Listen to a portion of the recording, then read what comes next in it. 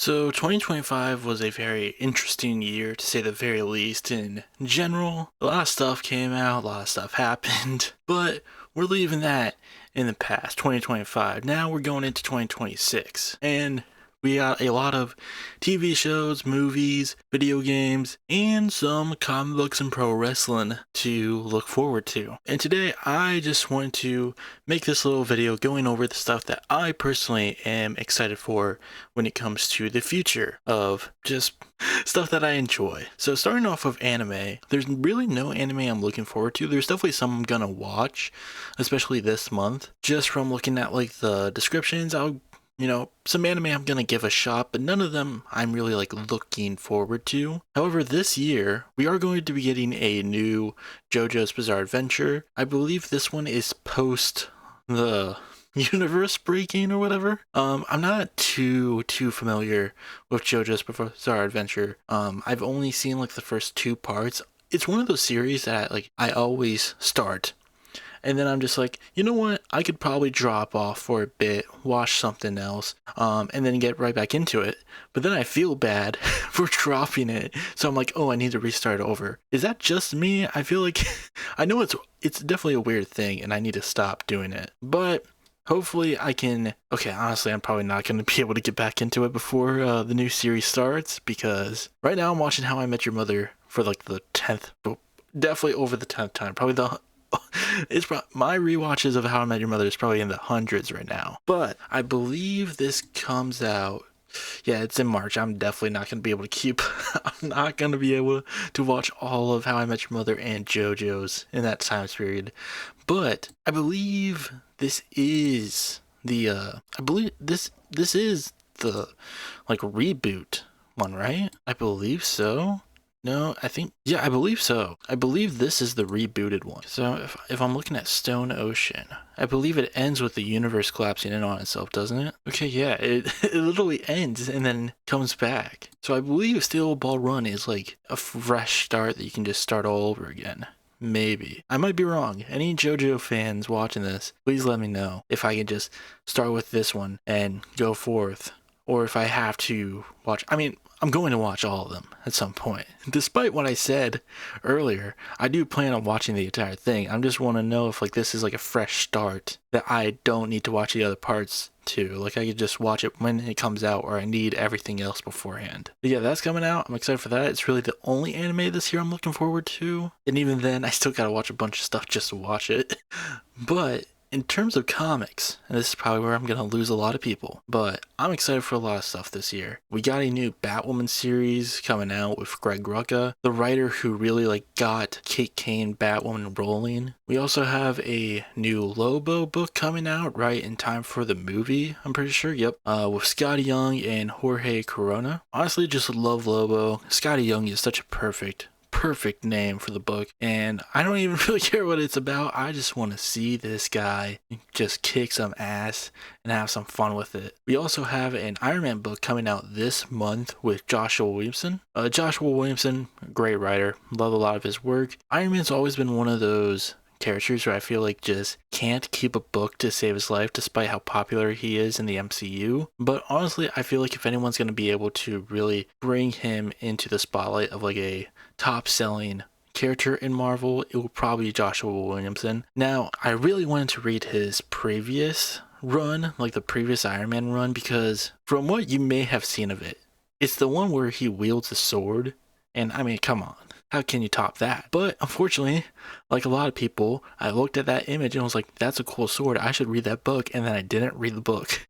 So, I've always been terrible on like keeping up with monthly comics, but hopefully I can get back into it. This year, I've been trying to like just really get myself sorted, really get back into the things I enjoy. So hopefully I can keep this stuff up, but we'll see. We also have a new Daredevil run starting in March.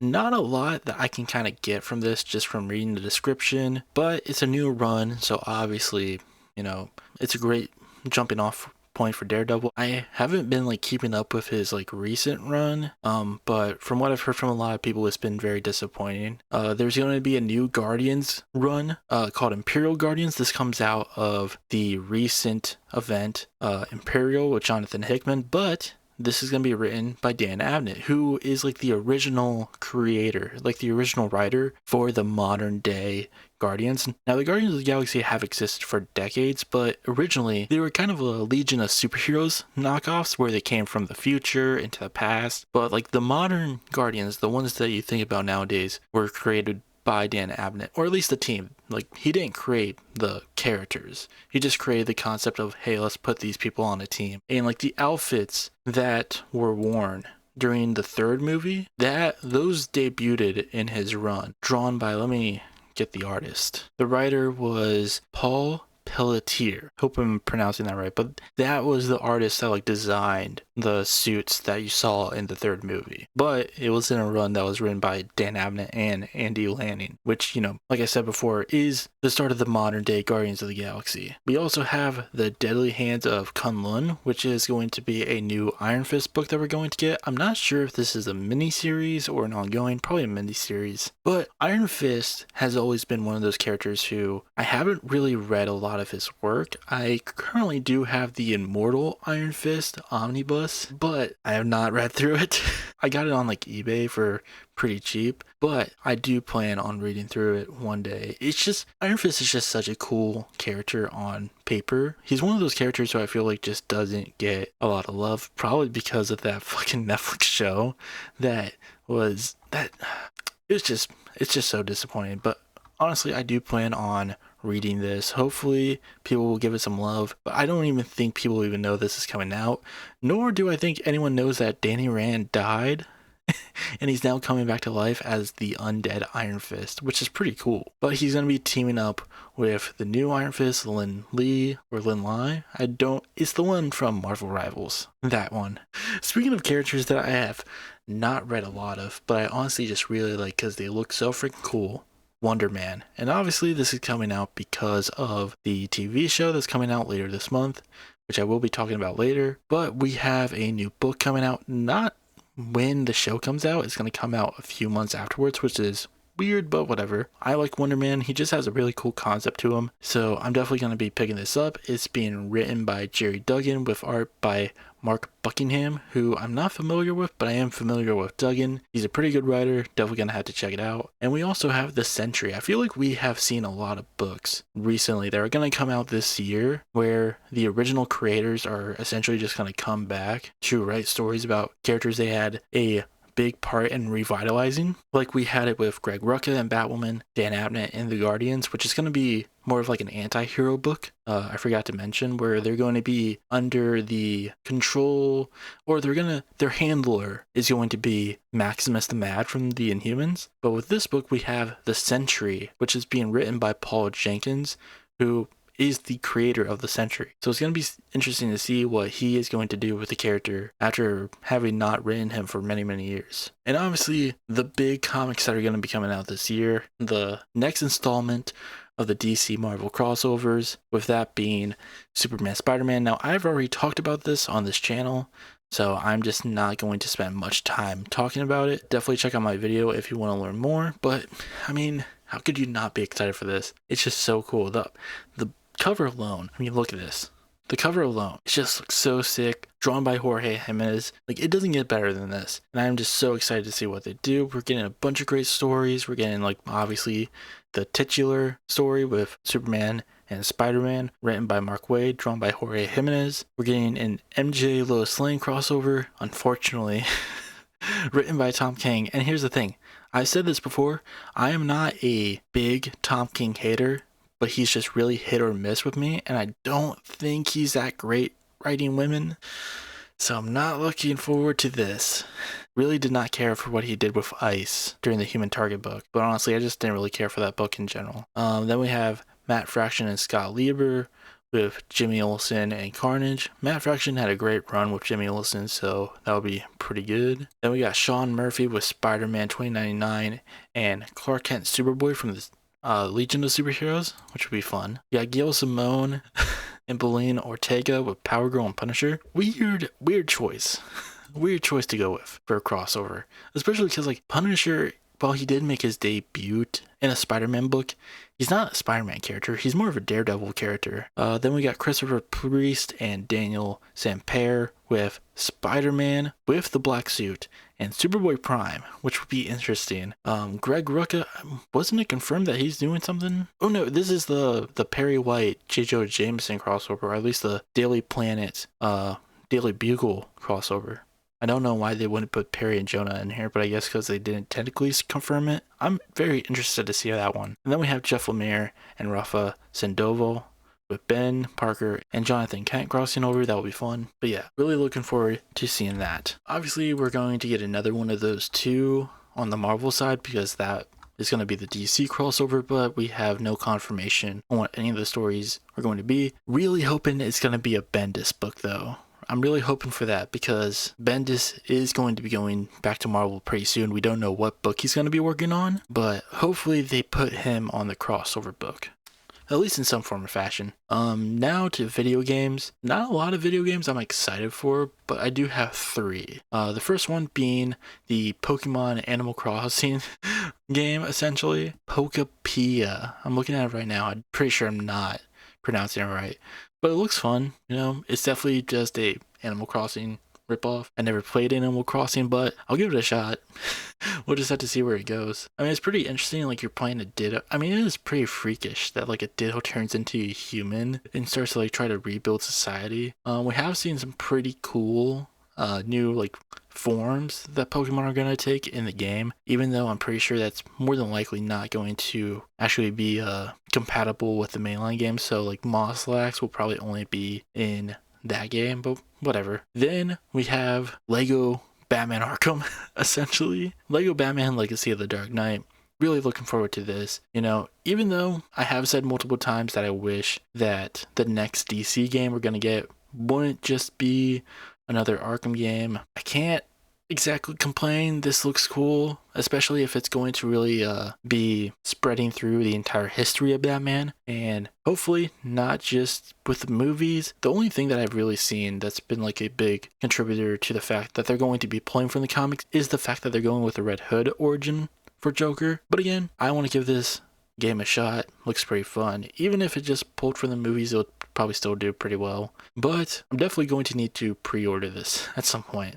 But yeah, I'm definitely looking forward to it. Another comic book game we're getting this year is Insomniac's Wolverine. That's been confirmed to come out fall of this year, but we haven't had a confirmed release date. So I would technically say this is an honorary mention because again, we don't have a confirmed date. We don't even have a confirmed month. But another game I'm looking forward to this year, which probably won't come out this year, that I think a lot of us believe is not going to be coming out this year, is Grand Theft Auto 6. More than likely not coming out. Let's be honest with ourselves. Probably going to be pushed back again. But here's the thing. I'm not like a big GTA guy, but I really enjoyed 5, like the story mode of 5. And with what we've been seeing with like when the first trailer came out and with some of the stuff that got leaked, I am pretty excited for it. It's a game that I'm not enthusiastic completely about, but it's definitely one I'm gonna check out when it comes out, just to see what they have spent over a decade making. In terms of movies, there's definitely a good chunk of them that I'm looking forward to. This month, I'm going to try to, check out a bunch of movies that are coming out on streaming services that, aren't exactly being hyped up, being looked at all that much. Probably not going to be that great, but just want to check them out. There's going to be a Matt Damon, Ben Affleck cop movie called The Rip coming out on Netflix. I'm going to check that out. I want to kind of experiment more with the media that I'm viewing, just kind of have some fun with it. There's also going to be a buddy cop movie with Jason Momoa and Batista. That one I'm honestly really looking forward to. I believe it's coming out on what is it coming out on? Prime. We're getting a new scary movie this year. Honestly, I'm just really excited for that. Really love the scary movie films. Supergirl, obviously coming out. Really excited for that too. The trailer came out recently. Definitely looking forward to that. Made a video on it if you want to check that out. Just plugging. The Odyssey is coming out. I'm not a big Christopher Nolan guy, to be honest. But, I'm definitely interested, to say the very least. It also just so happens to be coming out on my birthday. So, would be a pretty good birthday gift. Go see this. Hopefully, here's the thing. With the release of Oppenheimer, I feel pretty confident and what Nolan could be doing with this. Again, because Oppenheimer was so good, I'm gonna put some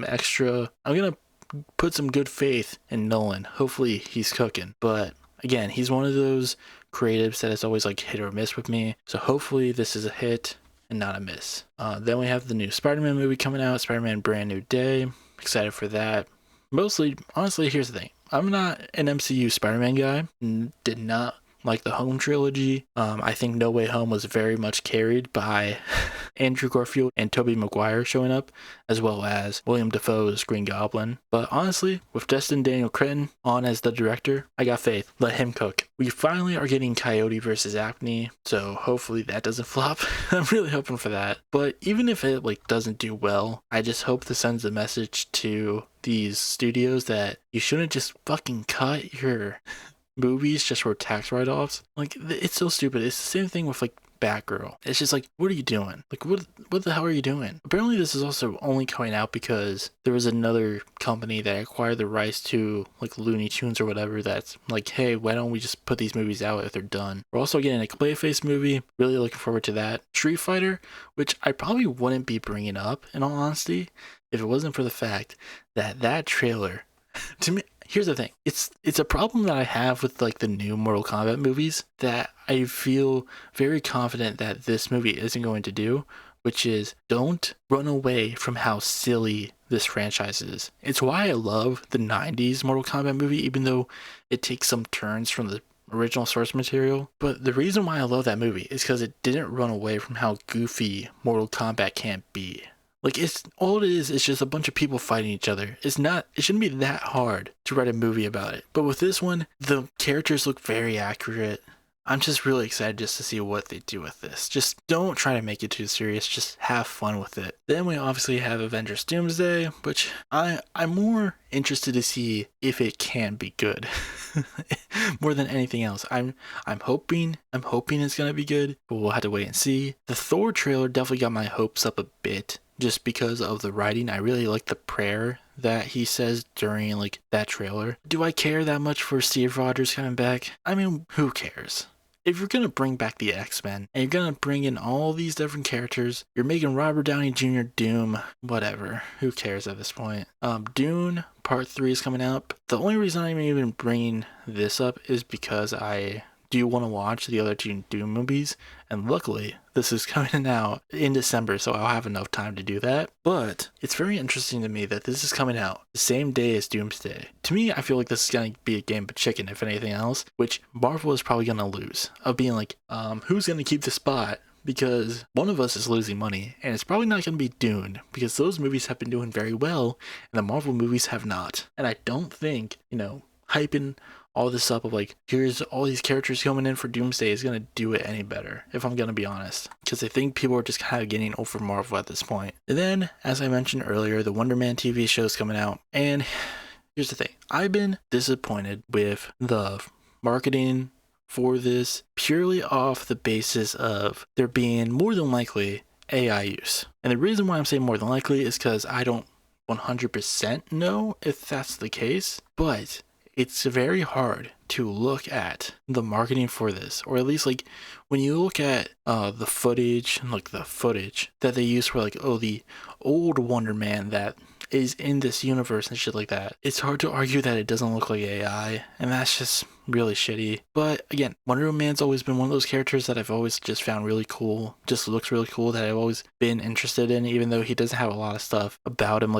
He doesn't have a lot of comics about him. But I'm interested to see what they do with this, and hopefully it's good. That's all I can hope for.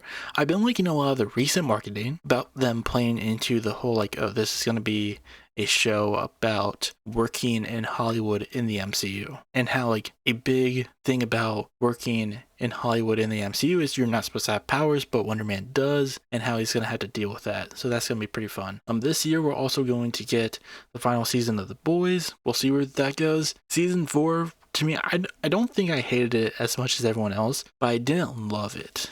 So hopefully they hear the feedback from season 4 and, try to work out the kinks before the final season comes out. But final season, hopefully they pay it off very well. We'll just have to wait and see. It seems like they're trying to go back to basics with it from what I saw from the trailer. Hey everyone, Editing Fruity here. A little thing that I forgot to put in this section is that I am looking forward to Lanterns coming out this year. Some people seem pretty iffy about it due to the fact that it's going to be a more grounded Lanterns overall. Honestly, I think it's going to be fun from the short little clips and photos that we have seen from the show. I do want to see what the suits actually look like. That would be fun. But as a show about how Jordan training John Stewart to be the next Green Lantern, I'm very excited for what they're gonna do. To me, I think a lot of people are upset that we're not getting a outer space Green Lantern show, which understandably, I can understand why people are upset about that, but at the end of the day, all I really want is a great story. I don't necessarily need completely comic accurate Green Lantern. I've always been of the mind frame that if you can change certain aspects of a character and their mythos to make a better story, then you should do it. And as long as that's what we get here, I'm completely fine by that. All I just want is a good story with these characters. So yeah, I've just put this towards the end. I'm actually very excited for that one. We'll see how well it does. And then we finally get to pro wrestling. Now, I have a video on this channel where I have said that I am done with pro wrestling. And here's the thing, it's kind of true, but with this, I'm just kind of stepping my toes back into it.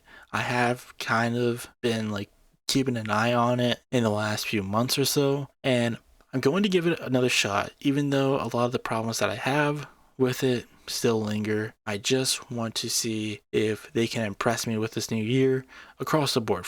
With any promotion out there right now, the ones that I'm keeping my eye on is New Japan, which I do want to watch some of the matches from the, latest Wrestle Kingdom that just happened. At the time of this recording, it happened today. I also, especially with Hiroshi Tanahashi's final match, I'm keeping my eye on AAA just because I have been enjoying what they have been doing since the WWE ownership. Still don't like the idea of a monopoly. That's still fucked, but the product has been good. I've been enjoying it. ROH, I'm gonna keep my eye. That one probably not as much. I'll probably check out a pay-per-view or two if there's any match that really interests me. But obviously that one always gets treated like AEW's dark show. They're just who cares about that? It's just ROH. This company that we bought that we treated with a bunch of respect for probably a year until we were just let's just send all the people we don't want to have in matches on main TV there. TNA, I want to check out. They're going to have a TV deal starting up later this month. TNA is a weird one because there are a lot of times where I'm enjoying it, and then they always take a step back. For example, Frankie Kazarian is the current world champion, and I like Frankie Kazarian, but he beat Mike Santana for the belt, and hopefully Mike Santana gets it back later this month, but why even take the belt off him in the first place? But whatever. I am trying to get back into AEW. I'm not sure how long that's going to last because I've always had problems with their booking, but I'm going to try to give them a shot. And when it comes to WWE, I watched SmackDown a couple days ago. It was the first episode of them going back to 3 hours per SmackDown. Really good. Really enjoyed it. Top to bottom, really fun show. Trick Williams was great. I can't wait to see what he does on the main roster because his promo with Sami Zayn, this guy just has the it factor. He has a Rock type feel to him in the best way. And I'm not talking about current Rock. I'm talking about very much Attitude Era Rock, but without the Attitude Era isms. He can't go that far with what he's saying, but he has that swagger to him. He has that confidence in his voice. I just love it. He just really outshone in that little exchange he had with Sammy of him just being I'm the guy that's going to be the next world champion and I want you to know it. But yeah, I'm really looking forward to that. When it comes to what else I'm looking forward to in WWE, hopefully by the time this comes out, Braun Breaker is world champion. I'm recording this on the 4th, so tomorrow is going to be the championship match between Punk and Braun. Hopefully he wins. So yeah, he didn't win. I recorded this before Monday Night Raw. I haven't checked out the match itself. Going to have to. So yeah, Braun Breaker not world heavyweight champion, more than likely at WrestleMania though, in all honesty. Probably I could see them running it back. Yeah, I was kind of disappointed that they didn't crown him on this episode, but hey, at least we didn't get Chris Jericho back. Even if he doesn't win there, in all fairness, I do think he will be world champion by the time this year ends. By like December 31st, 2026, I do thoroughly believe Braun Breaker will be a champion at least once, a world champion. But when it comes to what else I'm looking forward to when it comes to WWE, Obafemi on the main roster, definitely looking forward to that. I don't think Leon Slater is going to beat him for the belt, but I could be wrong. Again, when this video comes out, we probably will, New Year's Eve would have probably already passed, so we probably already know by now whether or not he was beaten for the belt. But I don't think Leon's going to beat him, so more than likely, Oba's still going to be champion. I feel like, if anything, he'll probably be, I could honestly see him defending the title at WrestleMania if they call him up already. But if anything, I feel like he's going to have a more prominent role in the main roster post WrestleMania. Other stuff I'm looking forward to, I'm honestly interested to see where the WWE Championship goes into WrestleMania. They already built up Randy and Sammy as future challengers for the belt. I feel like Cody's probably going to retain it after his 3 Stages of Hell match with Drew, and then he'll face like Randy at Elimination Chamber and then Sammy at WrestleMania, which to me, I'm calling it right now, that's going to be the match. And I feel like it should be the match. Sammy versus Cody, have Sammy dethrone Cody for the title.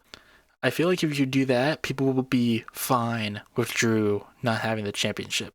Really looking forward to Carmelo Hayes' current reign. They're keeping the open challenge gimmick with him. At least that's what it seems like, since he won it and then the next week was defending it. That should be the right call. I love the presentation they gave him with his entrance. Definitely the right move. In terms of the rest of WWE, like with NXT, honestly, I just hope they kind of like develop their tag team division more just across the board, regardless of promotion. I just want tag team wrestling to feel important again. And I feel like with all these companies that I talked about, none of them have really been able to do it. Tag team wrestling just feels very weak right now. And hopefully the Usos being world champions again fixes that. But, I just really want tag team wrestling to feel more prominent. I feel like this year was just really bad for tag team wrestling overall. FTR has been doing a pretty good job with their reign, in all fairness, and the women's tag team division definitely feels really good right now when it comes to WWE. But I'm interested to see where the rest of this goes. Also, going back to AEW, I am interested to see where